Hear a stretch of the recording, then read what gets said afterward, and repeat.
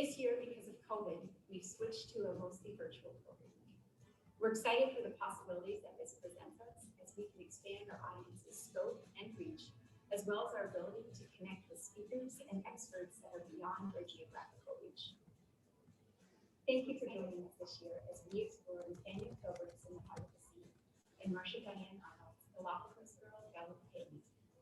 We hope you enjoy these events and learn lots about the book's topics and themes, as well as issues and important questions in our world today.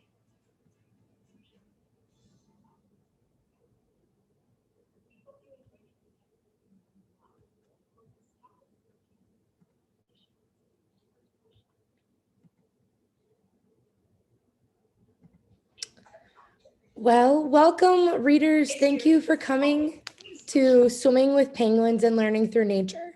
My name is Tabitha Burring, and I have the opportunity to introduce you all to Denise Smick. Welcome readers. Thank you for coming to Swimming with Penguins and Learning. Sorry, there is a lag going on right now. And I have the opportunity. Thank you. 1 second. Technical difficulties really quickly. Well, I have the opportunity to introduce you to Denise Smick. This is her 34th year of teaching in a variety of elementary grade levels. She currently teaches a program called SAIL, which stands for Students Accelerating in Learning. SAIL is an ELA program geared for students who are able to read above grade level. The program is housed in Lakewood Elementary within the West Ottawa School District in Holland, Michigan. Being involved in the real-world application of skills is an important part of the SAIL program. Students in SAIL have partnered with the Historic Ottawa Beach Society and the Pump House Museum. Here, students have researched Big Red, Lakewood Farm, and the Ottawa Beach Historic Area. Students have also worked with the Holland Energy Park and the Board of Public Works, where they design hands-on learning activities for the community. We are all here today and so excited to listen to a real author.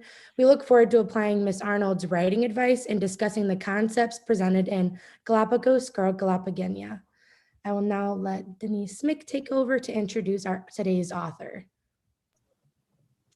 All right, thank you very much, Tabitha. It is my pleasure to introduce Marsha Diane Arnold, an award-winning picture book author. Along with Galapagos Girl, she's also written Pumpkin Runner and Lost and Found.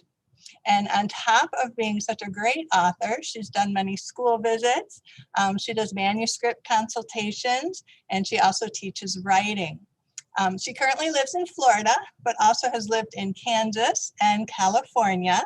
And my students and I are so very excited and appreciate very much to be inspired by Marsha today. So thank you, Marsha.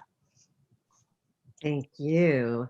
Good morning, Little Reed Lakeshore. I have been waiting a long time to meet you. You're choosing Galapagos Girl, Galapagos as your Little Read 2020 book is one of the most exciting things that has ever happened to any of my books. So a big Galapagos thank you to Dr. Deb Van Dynen and to Miss Tabitha, our tech expert, and Miss Denise. And let's see, you are the SAIL class, right? Yes, and I know you're going to be muted, but I love it if you wave to me or if you raise your hand if I say to, so that's going to be wonderful.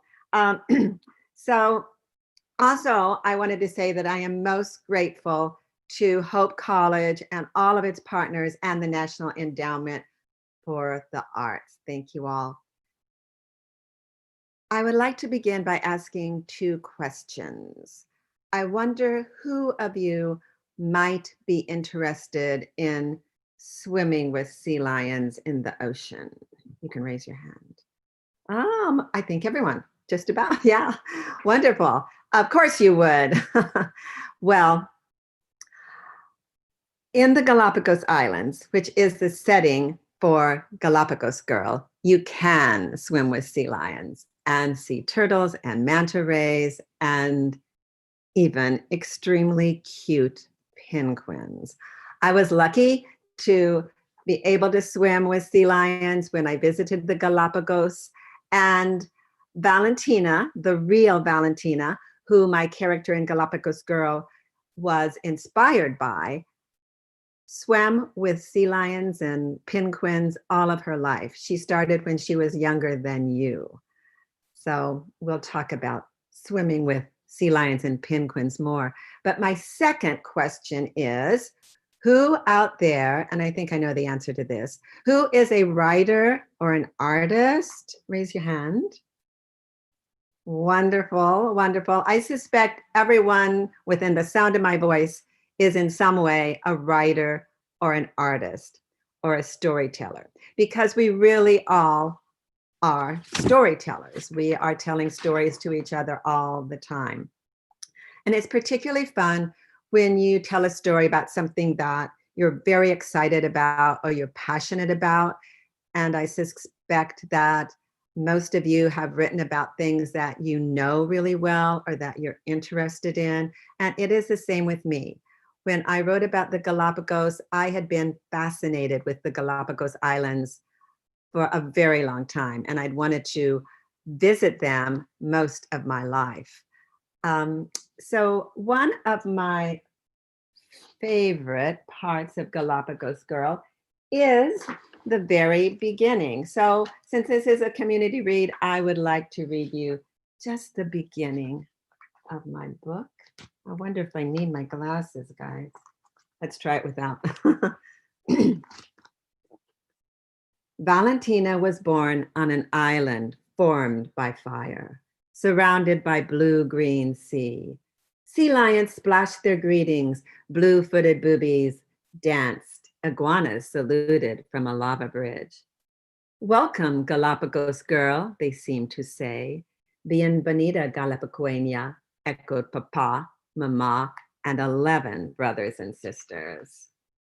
On Floriana, one of many Galapagos Islands, Valentina spent her days exploring. She scampered over lava rocks with Sally Lightfoot crabs. She swam with manta rays, dolphins, and here on the warm equator, a surprise. Penguins, penguinos. Now, I love that picture of Valentina with the penguins. And you may see behind me some paintings and sketches.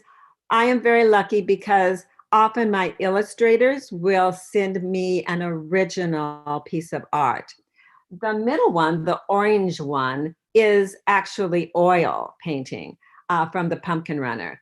Now it seems a lot of people are doing their colors or some of the work on the computer. So it's harder for me to get a watercolor or an oil painting. But if you look at this, the one at the bottom, that is the final sketch for that penguin illustration in the book. And we can talk more about that also. All right, now I am going to attempt to share my screen. We practiced this, and this is the long way around, but it seemed to be, oh, sometimes we'll tease your.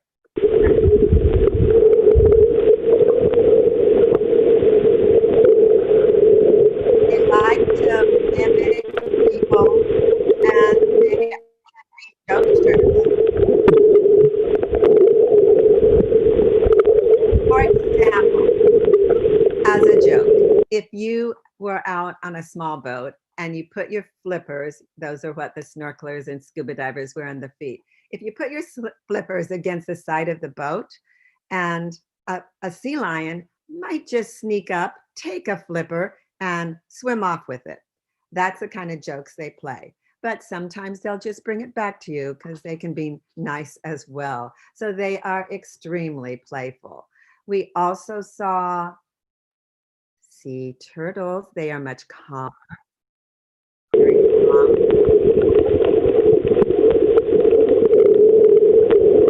Sea turtles breathe air, so they have to come up to the surface often.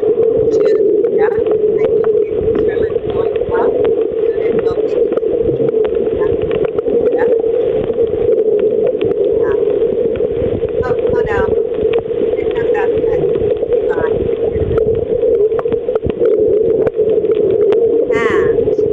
Oh, yes.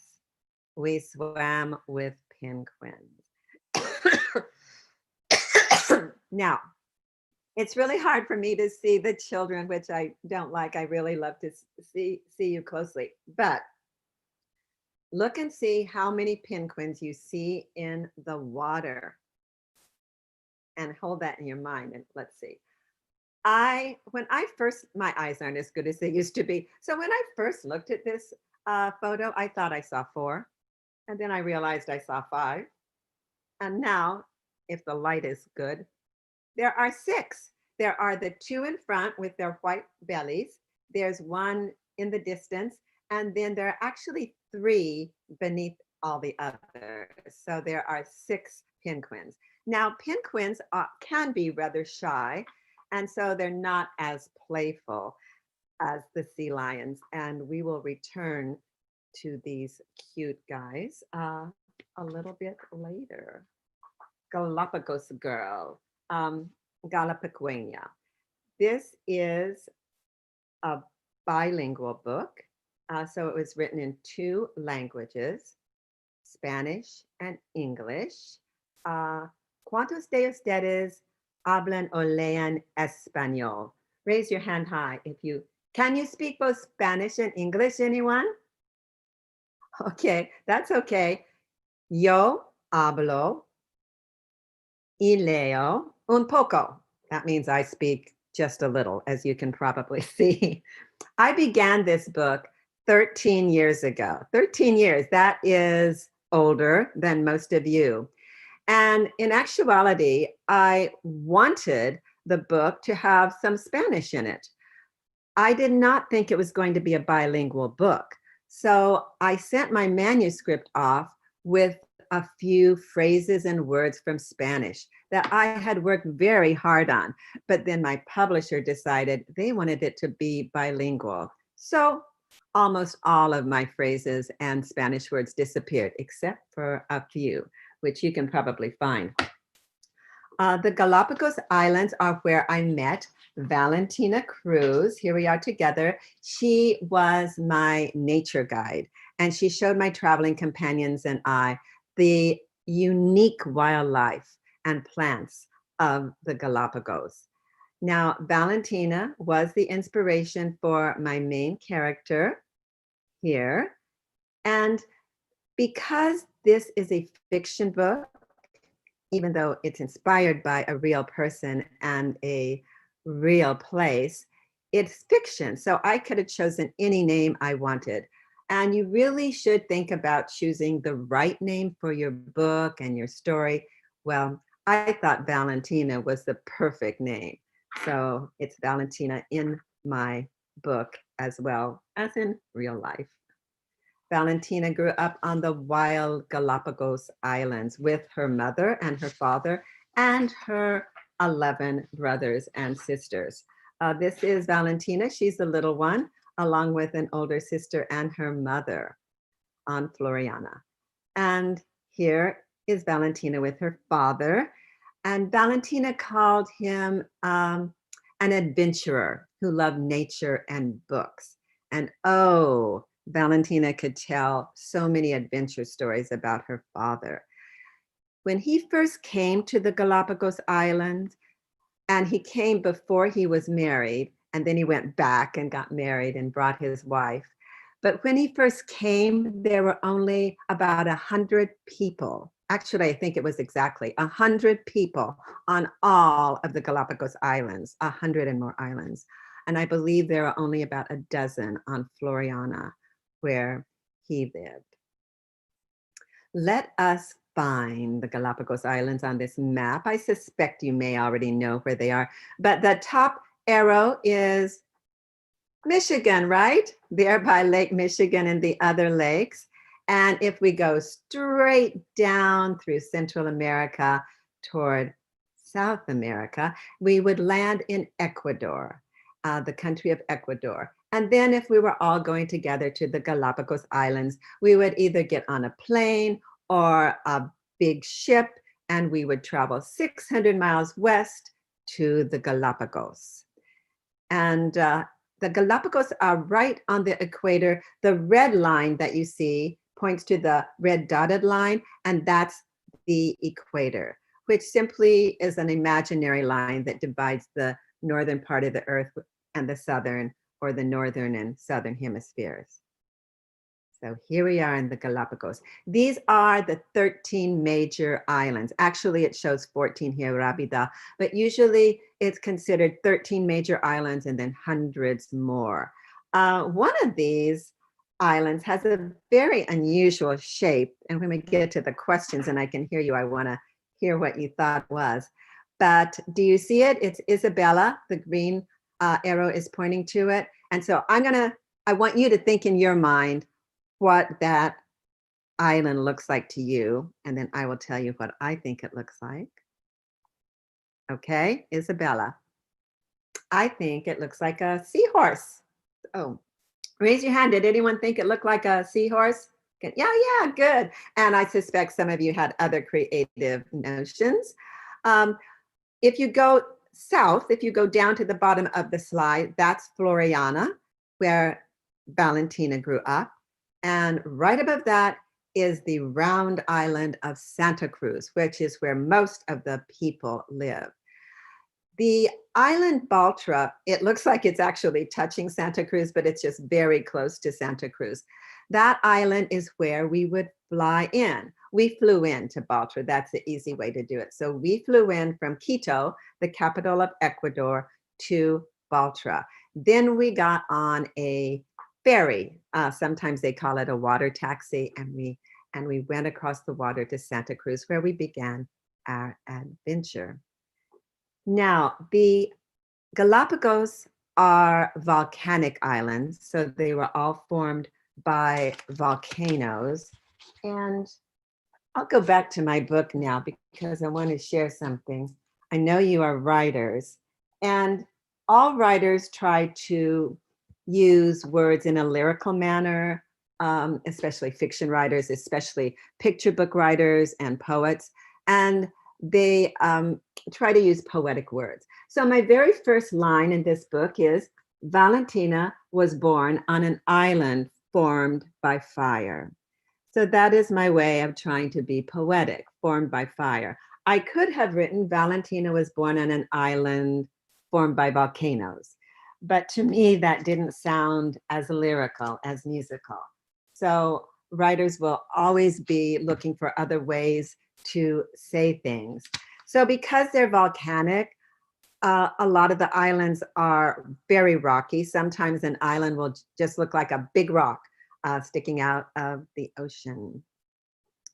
The first visitors to the islands were pirates and whalers in whaling ships.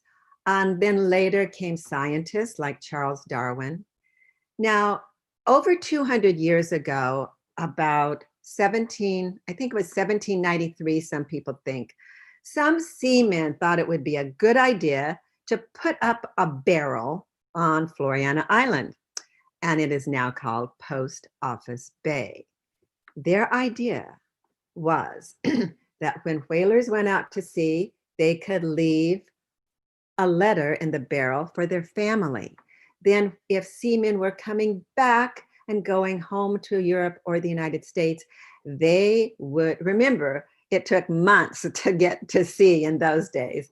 So it had been a long time since they heard from their families. So the seamen coming back would look in the barrel and they would see if there were any letters that were close to where they lived. If so, they would take the letter and deliver it. No stamps were necessary. And everyone trusted that if you took a letter, you would get it to the person it was addressed to where it needed to be. Now, do you think that 200 years later, that if you put a letter in the barrel, by the way, I think that it's a different barrel than it was 200 years ago, but it's still a barrel. Do you think if you put a letter in there that it would get to where it needed to be? Raise your hand if you think it would get to where it needed to be. Okay. Raise your hand if it wouldn't get to where it needed to be. Yeah, that's what you'd think, right? Guess what? They do. They do get where they need to be very often. So here are my friends, and they are looking through the letters and postcards that people have left and seeing if any are near where they live so they can deliver it. And then sometimes, of course, you can put your letter or postcard in the barrel. And if everything goes well, maybe your letter will be delivered. I actually put a postcard to my brother who lives in Kansas in the middle of the United States. And several months later, it took a while, but several months later, someone knocked at my brother's door in this little town in Kansas and delivered the letter. So no stamps needed, just takes a while, but it does still happen, which is pretty amazing. That's the barrel, the current barrel behind me. I wanted to also share something interesting. People will put messages on the drift board. You see all these little boards at the bottom. And I went to school in Kansas. I went to Kansas State University, and it's hard to see, but if you look at the board, the bottom board right in front of me, it says Kansas State University, where I went to college. So that was pretty neat to see someone from Kansas State University had been there in the middle of the wild Galapagos Islands. Who would think? So the early explorers, they called the islands Las Encantadas, the Enchanted Islands, because they thought they seemed to rise up magically from the misty waters of the mighty Pacific. So Islas Encantadas, the Enchanted Islands, Las Encantadas. And when the explorers stopped, they saw even more enchanting things, like Sally Lightfoot crabs. They are very colorful, and they seem to always be scampering between the ocean and the land. Nazca boobies. This one is looking right at me. I was quite close to it. And sometimes a chick. Now, there are 3 types of boobies on the Galapagos Islands. One more is the blue-footed boobie. Yes, he seems to be completely surprised by the color of his own feet here. They are this beautiful turquoise blue. So that is an unusual thing about blue-footed boobies. And another interesting thing is that they love to dance. They have a courtship dance, and they will lift 1 foot high, then another foot high, and then raise their beak into the air. So they do enjoy the dancing. Flightless cormorants. Look at those eyes. The Galapagos flightless cormorants are the only cormorants in the world that do not fly. All the other cormorants fly. These flightless cormorants have very short wings, as you can see here. But the situation is that they really don't need to fly. You may know that there aren't that many natural predators on the island, so they didn't need to fly. They have short wings and they get along just fine. The explorers saw many, many birds, like the oyster catcher. Love that bright orange beak. And an oyster catcher chick. Galapagos hawk. Flamingos, they feed in the lagoons. I think this one was on Floriana. They feed in the lagoons near the mangrove trees. Brown pelican all around. And oh, guess what? Another booby bird. I'll bet all of you can guess what this booby bird's name is. I wish I could hear you. It is the red-footed boobie. Look at those red feet. So we have the blue-footed boobie, the red-footed boobie, and the Nazca boobie. Galapagos marine iguanas.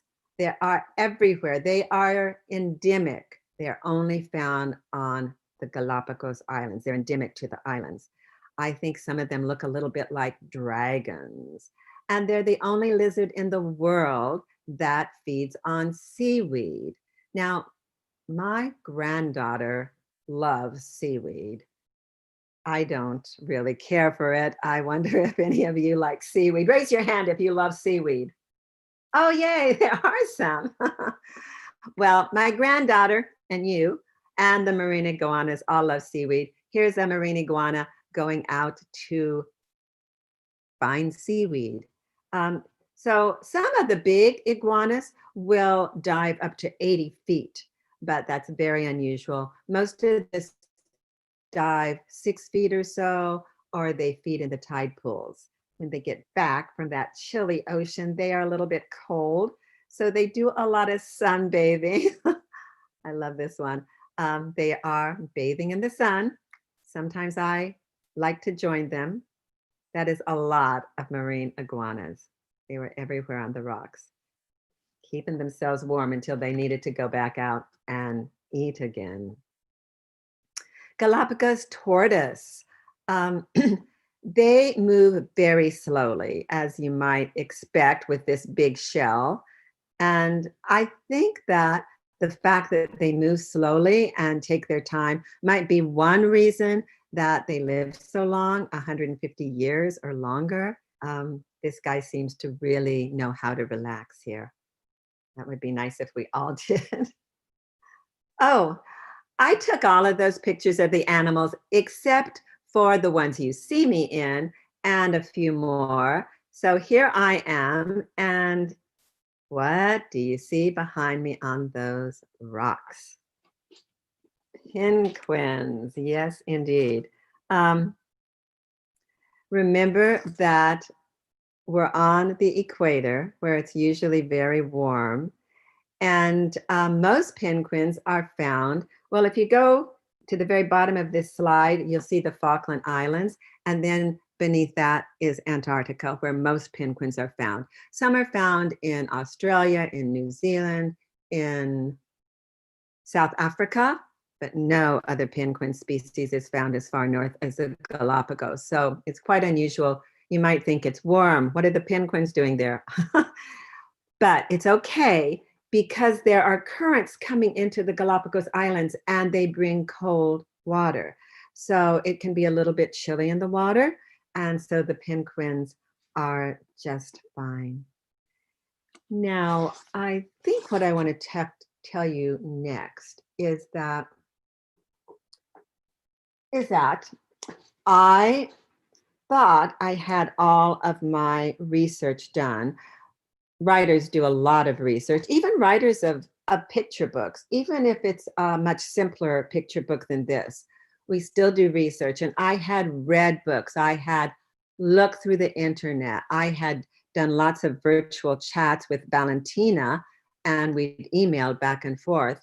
And thankfully, there are many scientists who are also very generous and shared information. So I had written a lot of back matter, which you'll find in the back of this book, about the islands and about the animals and other resources. And I thought I'd done a pretty good job. It took me a long time.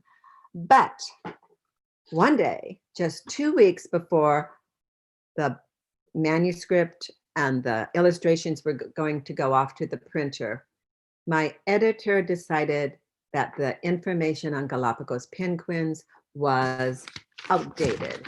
And I am going to find my information here, I think, because I want to be sure I get the numbers right. Maybe it's there. So she decided she needed more information.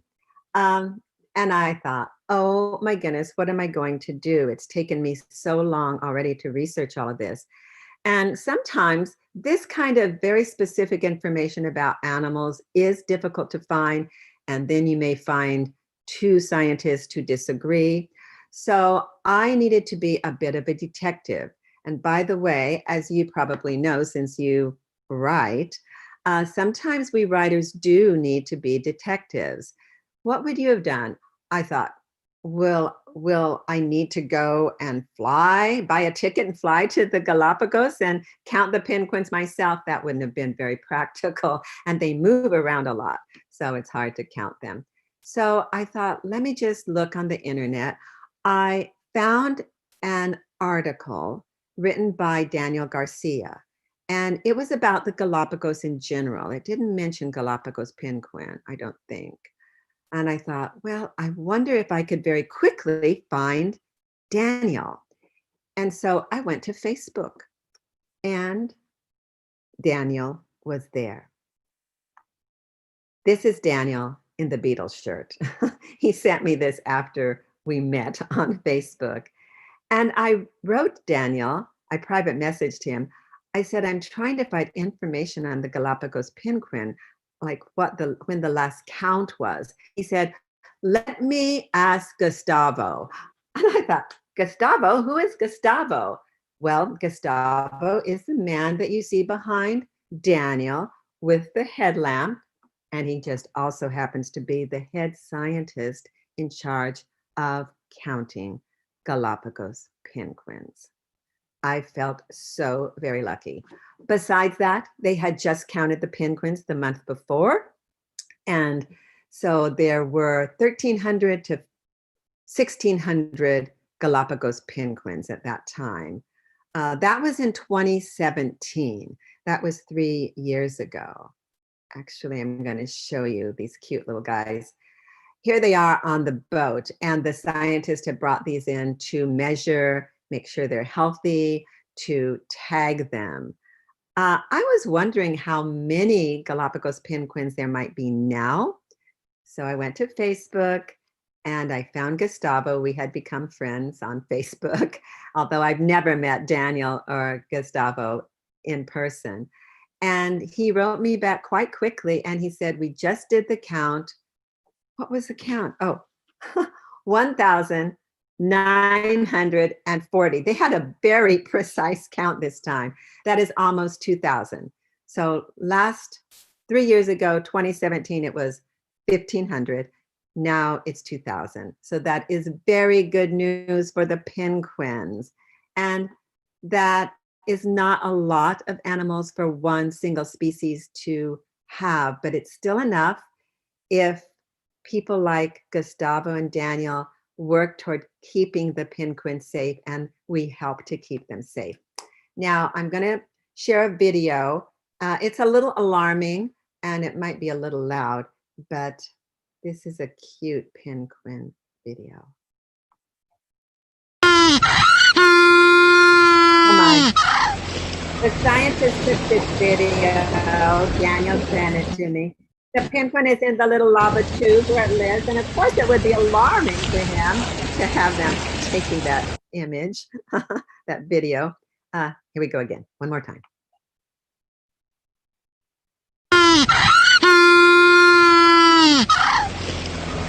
I love those little penguins. They are so cute.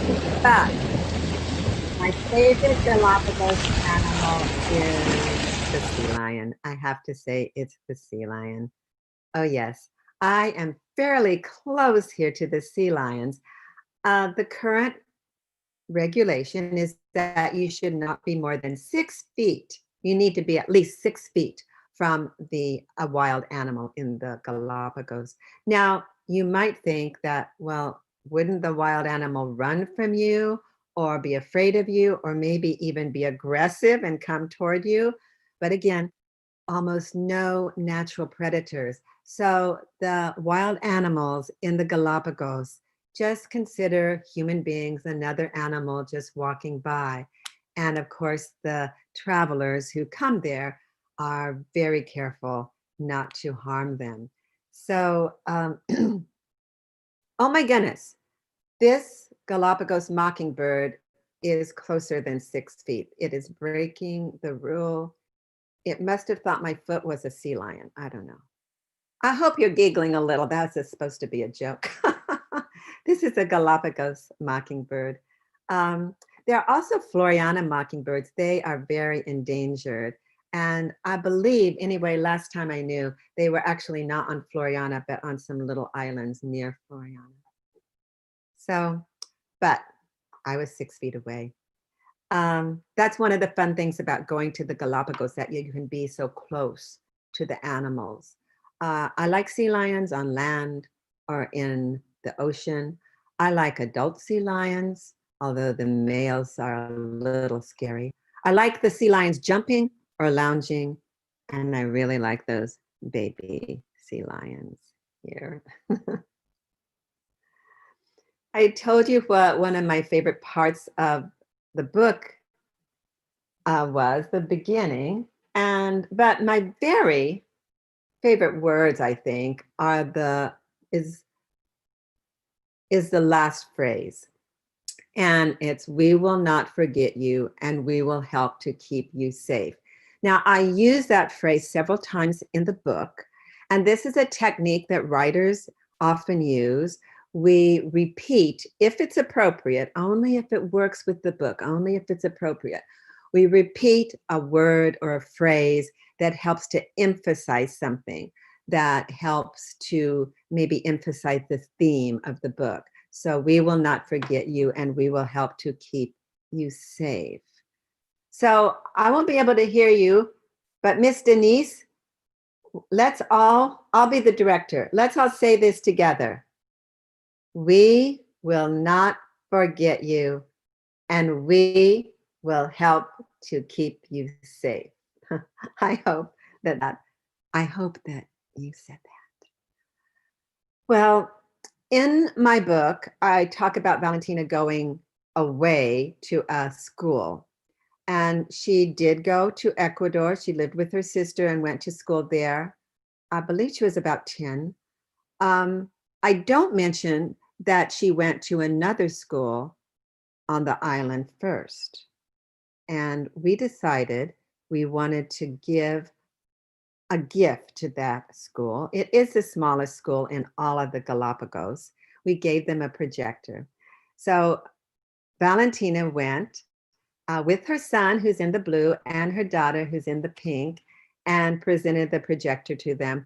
And everyone else in the picture, besides those three, are either a teacher or a student. So you can see that the whole school is not much bigger than your class.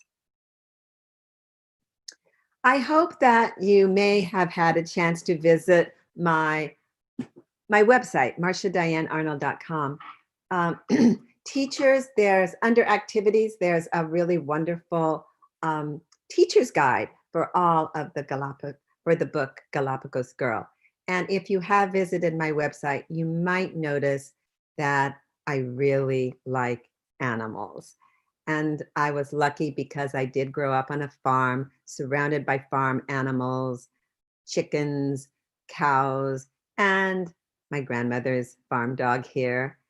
I also loved reading about animals. My favorite books were books like Lassie Come Home and Black Gold. I read a lot when I was your age, but I never thought about writing until I was growing and had children of my own.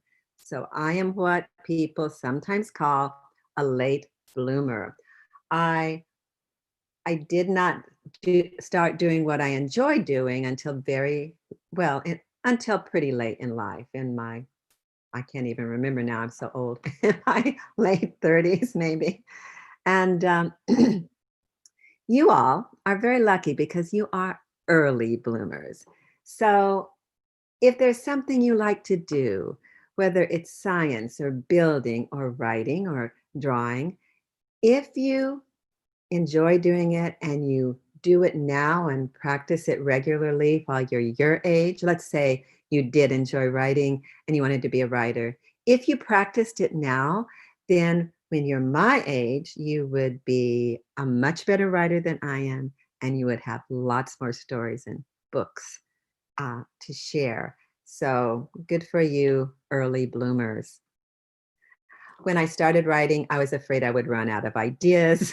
So everything I heard or said that I thought might make a book, or sometimes I would look through old magazines and tear out something that I thought would be interesting, or I took the whole magazine if nobody wanted it. You can see a napkin there. So if I was eating and I had an idea, I would scribble it down. And I had a number of these scribbles and scraps files. They're kind of fun to keep no matter what you're interested in. So today I keep most of my ideas on the computer. And I have learned that I'm not going to run out of ideas. I have hundreds of ideas, which I will never, ever get to. So you know what the most important thing about an idea is? The ideas are actually fairly easy, although sometimes to get a really unusual one, it can be tricky. But the important thing is to take that idea and then to write it so well that you will find an editor if that's what you want, and people will read your book and they'll want to reread it. This is another one of my nature guides, and he always had this notebook with him, and that's another good thing to do if you like to write or sketch. He is sketching there. I think that's a Nazca Boobie. And then also, if you want to write fabulous stories, it's really true. To write the fabulous stories, you read the fabulous stories. And you read wherever you are. What is this doing here? Oh, that's Valentina's father again, on a donkey. Well, he doesn't have a book here, I don't think, although those may be books in the packs. But this is a very old photo, as you can see by all the damage that's been done. But Valentina told me that her father would sometimes get on the family donkey. And, oh, I think I forgot to tell you also that Valentina sometimes rode the family donkey to the school in Floriana. So this was a busy donkey. So he might go to a neighbor's or maybe to the teeny tiny town, and he would take a book and he would read the book when he was on the donkey. So he loved books almost as much as he loved nature. So read wherever you are. And all you really need when you start to write, pencil, eraser, your imagination. Actually, if you're going to just tell the story, you don't even need the pencil and eraser. You just need your amazing imagination, your mind. And it's very good to ask yourself questions as you write to form your story. So you might ask, what does your main character want in this story? What is in the way of your character getting what they want? What if this happened? What if you went down that road instead of this road? So what if questions are always very good when you are writing. Now, when I have written my story and I think, oh, this is okay, do you think I send it to an editor then? Well, you can see that I don't. I revise, I rewrite. Almost all writers will rewrite many times, 10 times, 20 times, 30 times or more, and just trying to get our story as good as it can be. When I do have my story as good as I think I could make it, I will send it to my agent. And this is Karen, my wonderful agent. We happen to be in my office of the office of my California house here. And if she likes the story, she will send it off to an editor. And before I go on to this, I want to share something that I had forgotten. Karen did not really like Galapagos Girl. Now, Karen likes almost every story I send. It's not that she didn't like it. She was afraid I would have a hard time selling it. So we'll talk more about that later. But so if the story goes to an editor, the challenge is that editors get hundreds of stories, hundreds and hundreds a year. They can only make a few into books. So it's just something that writers we must accept it. We get a lot of rejections and they never feel good no matter how many rejections you've had. And I'm going to share with you one of my friends and mentors, the amazing Jane Yolen. Next year, she will have published her 400th book, 400 books. She still gets rejected all the time. So just be aware of that. Heart of a Tiger was my first book. It was rejected 13 times before I found an editor who loved it as much as I did.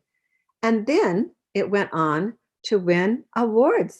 It won more awards than any of my other books, including the Marion Vinette Ridgway Award, which is the award for Best First Book by a New Author. You only get one chance at that.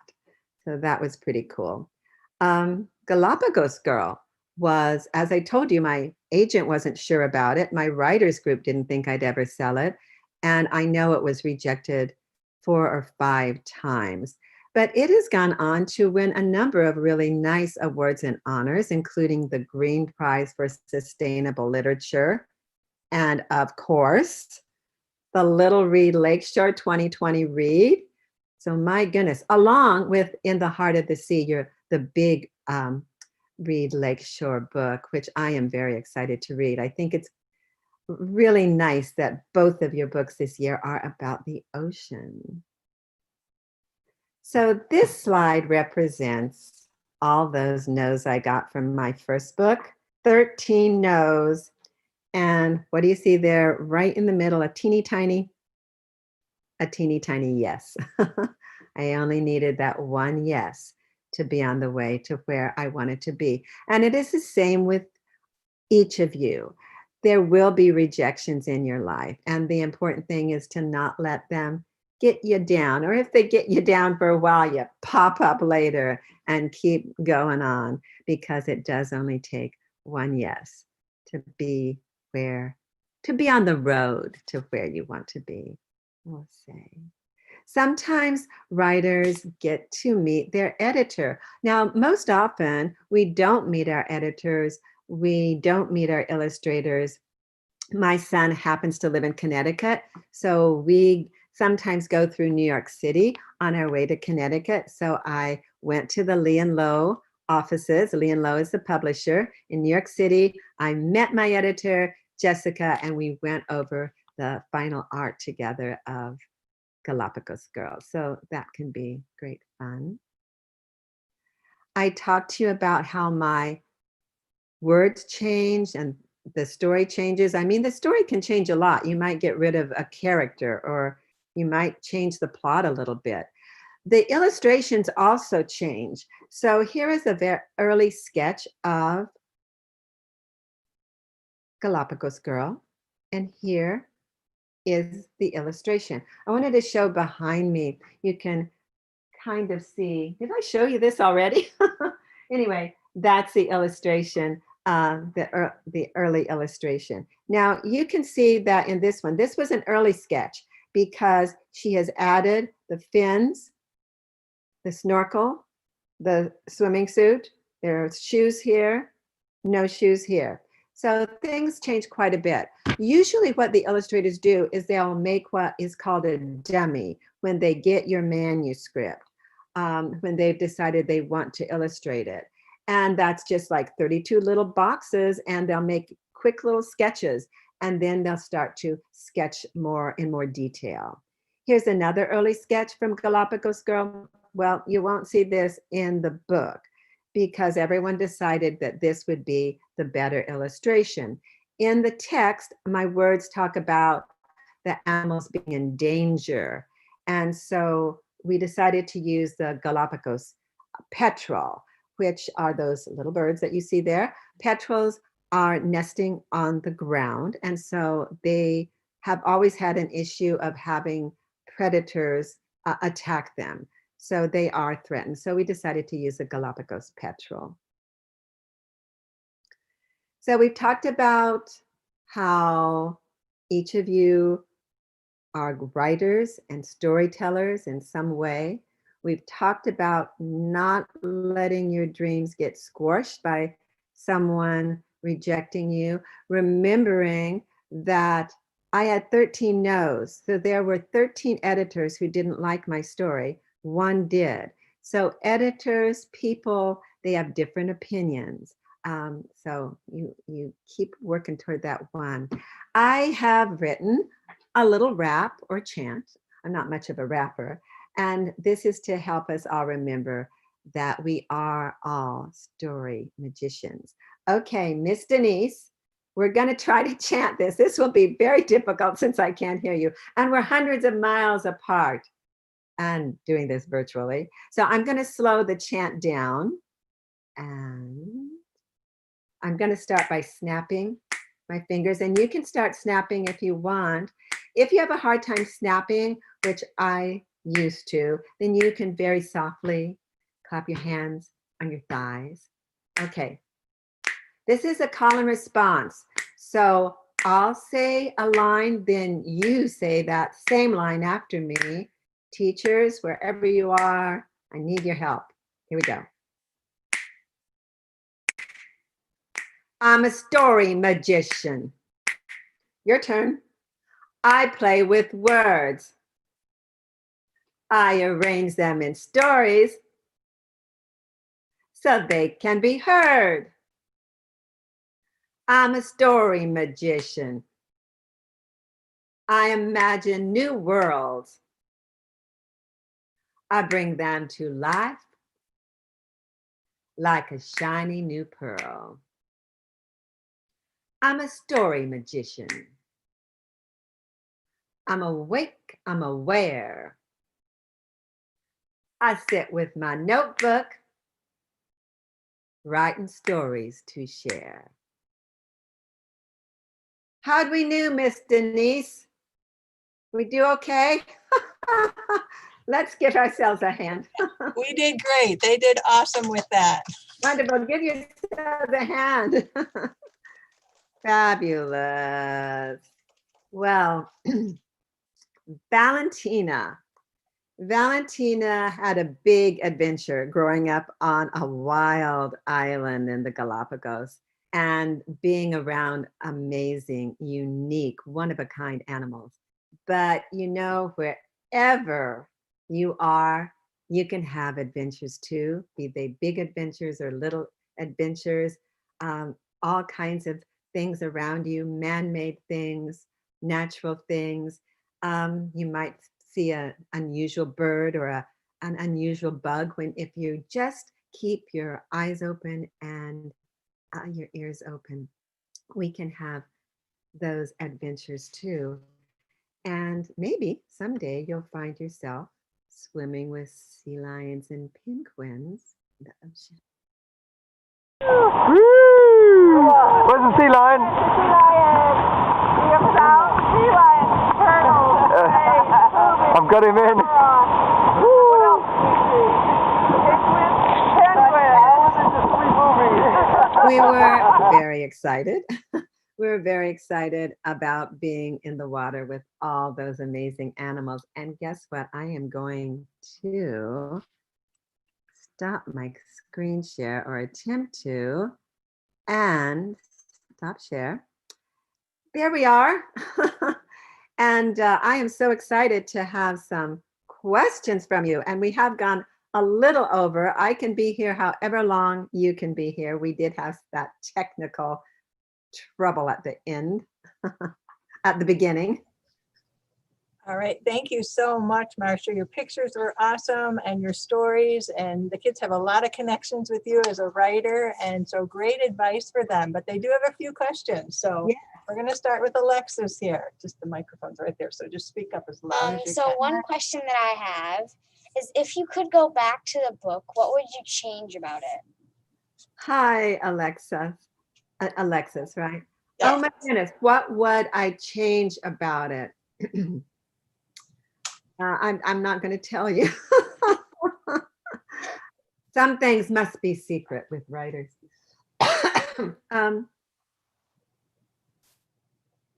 Maybe I might want to believe in myself more, because as I said, I started writing it 13 years ago. Yeah. And I didn't go back and look, but I think I just put it aside for a while because my writers group didn't think. They said, no one knows who Valentina is. So a lot of books that are written about someone, you have to be famous. And I think who we consider normal or everyday people, they are just as interesting, sometimes more so, than famous people. So I really believed that, but I didn't believe in myself enough. So maybe that would be it. And I really wouldn't want to go back, but because I must tell you that I rewrote that story over and over again and did so much research. Yeah. All right, go ahead, thank you. Thank you. Yeah. This is Ryder. Ryder, hi. Hi. What do you hope all the readers get out of your book, Galapagos Girl? Oh, what do I hope all the readers get out of my book? I think it's those words that are at the end, that we will help to keep all of the animals that we share the planet with safe and healthy. So I just hope that when readers read it, that in wherever they are, whatever they can do to help the environment, help the wildlife, that they will do it. Thank you. Thank you, Ryder. This is Jenna. Hi. Hi, Miss Jenna. My question is, do you still have a relationship with Valentina? Do I still have a relationship with Valentina? Oh, yes. And it is mostly on Facebook or email. But so we do chat every so often, just that way. She's very busy raising her 2 children. And she also, last I knew, she had started a new business that is actually about a tourism business. So that she and her husband will take people on visits to the Galapagos and other unusual places around the world.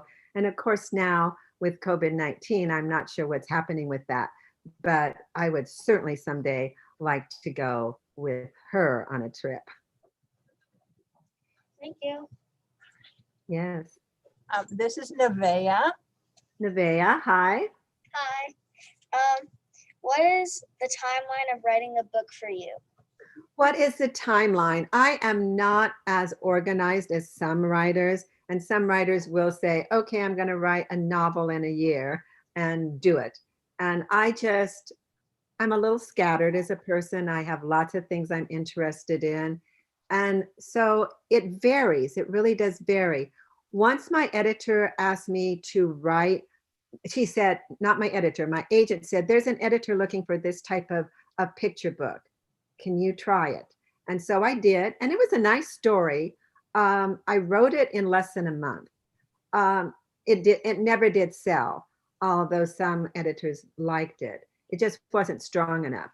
The Pumpkin Runner, which was also about a real man and a real person, I wrote in 6 months. So you'd think I could do that for Galapagos Girl, which is also a real person and a real thing. But with Galapagos Girl, Valentina had so many stories. It was really hard to go through all of them and decide which I wanted to share in this particular picture book. I will sometimes work on stories for years, and that's because I don't know what to do with it. It's just not working, and I will set it aside. And then weeks, months, years go back to it. But if I really set my mind to it and it's not too challenging for me, I can do it in a few months. Thank you. That was a long answer. It's okay. And everyone is different. Every writer is different. It takes as long as it takes. This is Sylvia. Hello. Did your experience want you to help the animals where you live? Oh, did that experience want me to help the animals near where I live? Well, possibly not, because I've always been that person who wanted to help the animals.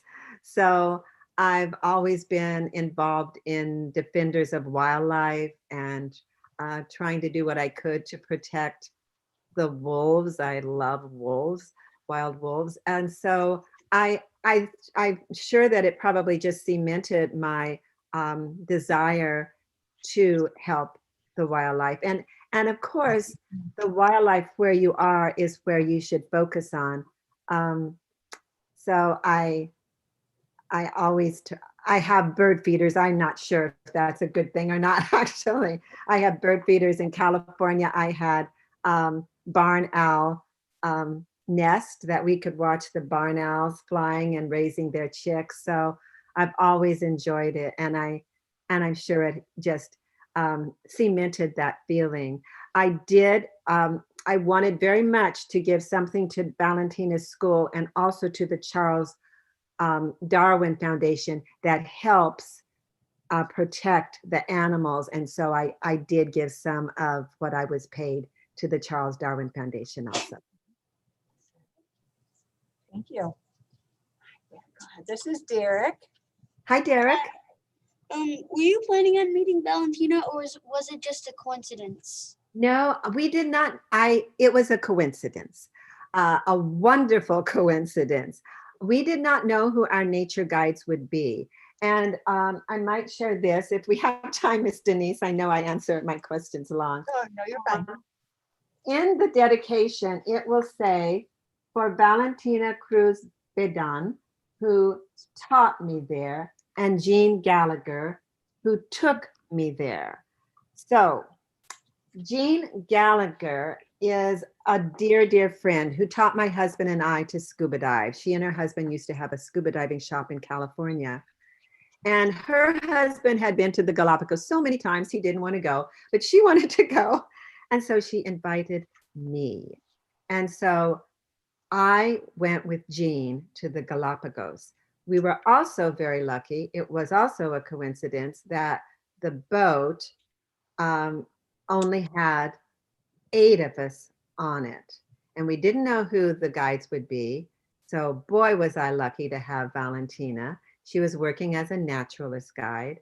And it was actually, it may have been a year or more before I got up the nerve to write Valentina back and ask her if she would help me with this story and that she would share more of her stories. So yeah, that was how it happened. Thank you. Thank you. All right, this is Jackson. Hi.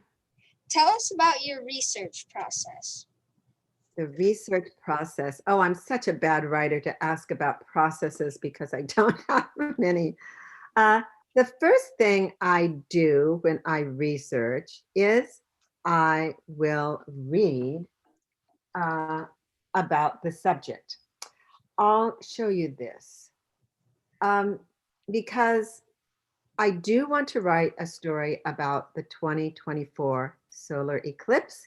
You guys know about solar eclipses and total solar eclipses like this. I have seen 2 total solar eclipses, and they're just magnificent parts of nature. So this book is one I should be working on now because it does take, if I did find an editor for it, it would take a good 2 years to get it published. So I need to start thinking about it now. So I have started. I first of all got all the picture books I could find on solar eclipses. And now I'm going to read this one, Totality, which is a big, thick book. So I have to do that. After or during that time, I will probably be looking for things on the internet. And a lot of this is just background information. I take notes while I'm doing the research. And if it's a book, I may put a page number. I'll put the page number and what the name of the book is. So if I want to go back. But it's just to have all of that information in the back of my mind. And then if I find something that I think that really should be in the book, then I'll make a little star or something. And I go from there. And do I start writing? When do I start writing? I do have a very rough first draft of this eclipse book. And it is meant to be a picture book. But some writers will do their research first and then start writing. A lot of them will start writing, and then as they write, they will do more and more research. Thank Hope you. that answered it. What good questions these are. My goodness. We had a Jamboard session where we all typed questions the other day, and they came up with some really good ones. This is Sophia. Hi, Sophia. Do you know anyone else similar to Valentina? Do I know anyone else similar to, I didn't get that last part. Like the same personality. As Valentina. With the same personality I have? Oh my, what an interesting question. Well, my husband would say there is no one with my personality. He thinks I'm a little kooky. But you know what? Some of the writers I know, I think, are similar to me. People who love nature are similar to me. Um, a lot of writers actually are quite shy and introverted and would just like to be in their little room writing away. Uh, and then people who are interested in nature, I love to be around them, because if I were just at a party and started talking about what I was interested in, people usually just move away. Like, I have stories about black-footed ferrets that you wouldn't believe. And when everybody was thinking that they were extinct, my husband and I saw a black-footed ferret, and we have verification that we did. So I'll start talking about black-footed ferrets in Western Kansas and all of that. And I can do that with people who love nature. But a lot of people, they aren't interested. What an interesting question that is. Thank you. Thank you. We just have a few more, if that's okay. Oh, absolutely. This is Connor. Hi, Connor. Hi. Do you plan on visiting any of the other islands?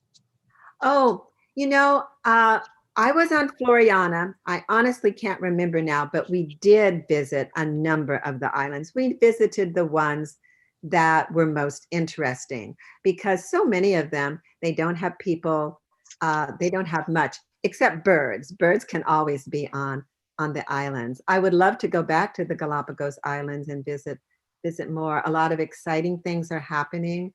Some of the animals that some of the tortoises, now I won't be able to remember because I am old and I have a bad memory, but some of the tortoises, they were like, a number of the tortoise species are extinct, but if you've ever heard of a tortoise called Lonesome George, I think he passed away in 2012. He was supposedly the last surviving member of his species, Lonesome George. And he never did reproduce with a female tortoise of another species. So they thought that was the end of that particular species. But they have found now other tortoises with that gene. So even though it's not a full, and I'm sorry, I can't remember the name of the species, even though that it's not a full gene, whatever you say, there's another tortoise that has that gene in it. So it may not be the actual end of a species. The same with, and I think this is in my picture book actually, they found Floriana tortoises were supposed to be extinct, but on wolf, they found some that have the gene, and they're trying to breed those islands. And they actually have, I think, started to bring Floriana tortoises back to Floriana. And this will help the whole ecosystem and the island be much healthier. Did that answer your question? Yeah. More than you wanted to know. All right, and this is Aurora. Hi, Aurora. How many people help you write a book? How many people help me write a book? Well, let's see. Mostly it's very solitary. And I think that's the best way to write a book, by yourself, because I think each of us is very, very interesting.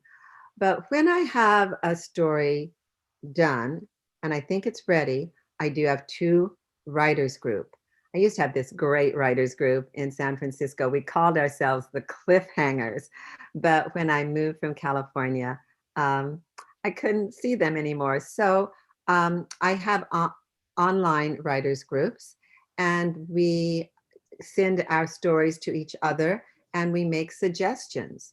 So I have 4 in one group. No, there are 4 of us, and then 3 in the other. So that's 3, 4, 5 other writers that look at my story, see how I can make it stronger, see if something really isn't working. So those people, I would have to say, in a way, help me write the story. But of course, it's your main idea. After that, I send it to my agent. Some agents give lots of suggestions for your story. My agent doesn't. If she likes my story, she just sends it out. And then there's the editor. For Galapagos Girl, I will have to say, some of the editors I send my story to, there's almost no changes with my story. With my editor, Jessica, she made a lot of suggestions to make the story stronger. So she did. And then there's the art director that works with the illustrator. And is that what you meant, Aurora? Yes. Yes. I hope that's what you meant. All right. Thank you. You have the story inside of you. So remember that you're the most important storyteller. All right, this is Ariana. Hi, Ariana. Hello. What's the most frustrating part about writing a book? What is the most frustrating part about writing a book? Oh my goodness. It's, for me, I would have to say it's finding the time. I'm not very dedicated that way with saying, I'm going to write for 3 hours today from 8 to 11. So finding the time, you'd think that the rejections would be, but if you've written a book that you really think is wonderful and your agent really likes, then you just keep sending it out, and you believe that you may find the right editor.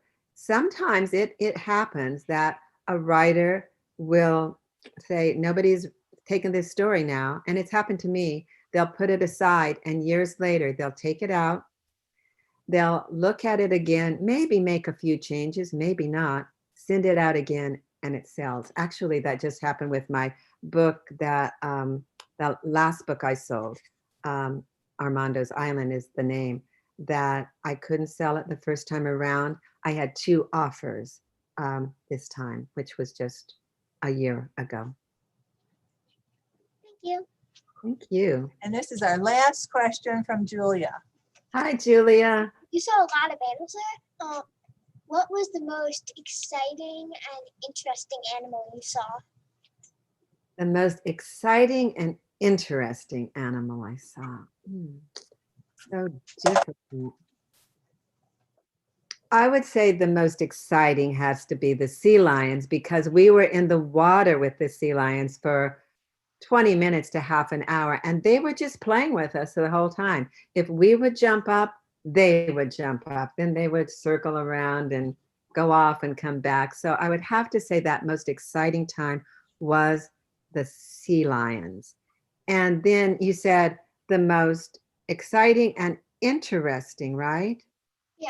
You said interesting. And for interesting, I think I'd have to say the marine iguanas, the Galapagos marine iguanas. They were just fascinating. They just covered the rocks and were very stoic. So thank you for that question. Thank you all for your great questions. Thank you. All right, thank you so much, Marcia, for talking with us. The kids really took a lot of notes, and I'm anxious to see the things that they learned from you. So thank you again. You too. Please feel free to share. Thank you all. Thank you. So I think I'm supposed to just leave you now, right? I just wanted to say thank you so much. Even throughout this entire video, I learned so much about animals and such great questions and just the whole writing process. It was pretty great to like hear and learn, and I took a lot of notes too. So I'm excited to see what everyone else had learned. Oh, thank you so much. Wonderful, Miss Tabitha. Thank you. Thank you so much. Thank you. Bye-bye, all. Enjoy Bye. Thank you, guys. Enjoy Little Reed Lakeshore. All the best. Yeah. Thank you. Have a wonderful rest of your day, guys.